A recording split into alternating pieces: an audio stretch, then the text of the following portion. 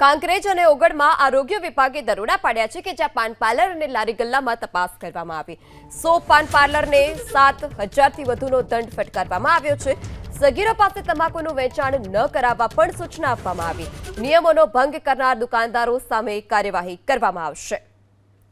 ત્યારે કાંકરેજ અને ઓગળમાં તપાસ કરવામાં આવી છે। પાન પાર્લર અને લારી ગલ્લાવાળાઓને ત્યાં તપાસ કરી 7,000થી વધારેનો દંડ પણ ફટકારવામાં આવ્યો છે। આ સાથે જ સગીરો પાસે તમાકુનું વેચાણ ન કરાવવામાં આવે તેની ખાસ તકેદારી રાખવામાં આવે તે પ્રકારની સૂચના પણ આપવામાં આવી।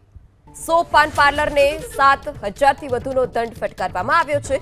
સગીરો પાસે તમાકુનું વેચાણ ન કરાવવા પણ સૂચના આપવામાં આવી।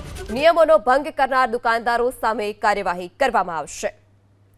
ત્યારે કાંકરેજ અને ઓગળમાં તપાસ કરવામાં આવી છે। પાન પાર્લર અને લારી ગલ્લાવાળાઓને ત્યાં તપાસ કરી 7,000થી વધારેનો દંડ પણ ફટકારવામાં આવ્યો છે। આ સાથે જ સગીરો પાસે તમાકુનું વેચાણ ન કરાવવામાં આવે તેની ખાસ તકેદારી રાખવામાં આવે તે પ્રકારની સૂચના પણ આપવામાં આવી।